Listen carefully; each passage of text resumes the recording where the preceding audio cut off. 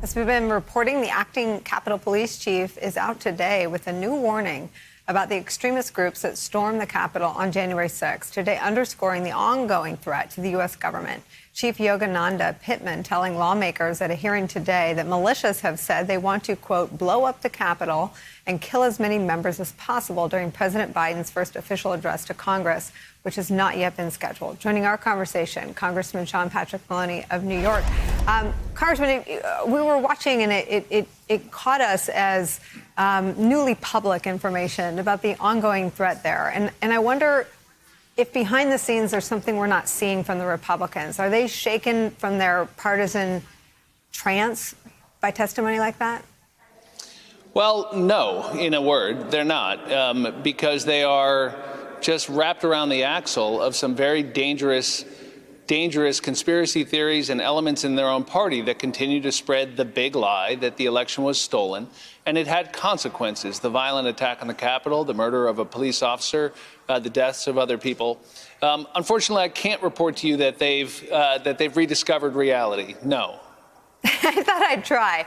It's so stunning, though, and I think we all, and I'm guilty of this probably more than most, making parallels to an attack like 9/11, waking everyone up to a threat that exceeded perhaps our imagination and revealed mistakes and grave errors on the part of the government, but also made us think differently about how we protect our country. That doesn't seem to have happened at all, yet the images of everyone hiding to protect themselves included all the Democrats and Republicans that I could see. Why is the reaction so politicized? Well, you know, I guess you'll have to ask them. But I would say something a little bipartisan, which is that when I go home to the Hudson Valley and I talk to, the Orange County executive who's a Republican, he says, wow, those people are crazy. He supports state and local aid. And he's talking about the violent extremists who attacked the Capitol, to be fair to him. But he understands right and wrong. The Republican county executive in Dutchess County, New York, understands right and wrong. They understand that these QAnon conspiracy theories are crazy. And 75% of Americans, including a lot of Republicans, support the pandemic relief bill. So what you're really seeing is a Republican caucus that is in the throes of some very dangerous elements. And that's why 139 of them voted to set aside the election, 199 voted to keep Marjorie Taylor Greene on her committees, and just today, just a couple of them voted for equality for LGBT Americans. So you've got a Republican caucus that is badly out of touch with where the country is.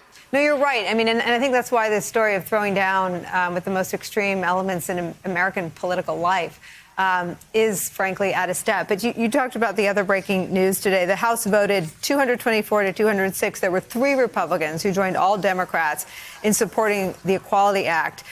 This, too, though, represents the mainstream of American thought. And this seems just like another perfect example of Republicans being out of step.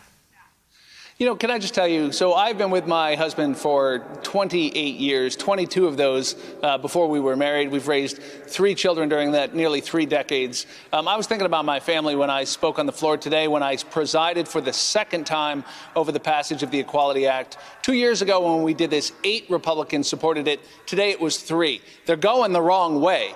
And that's just another indication that while America, by broad supermajorities, thinks it's wrong to fire LGBT people just because of who we are or who we love, it's not even controversial among most people in America right now.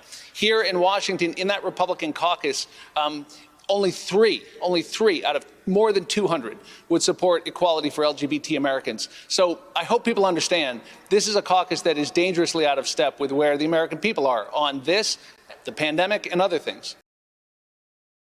Hey, thanks for watching our YouTube channel. You should know that you can follow today's top stories and breaking news and catch up on your favorite MSNBC shows all in one place. Download the NBC News app today.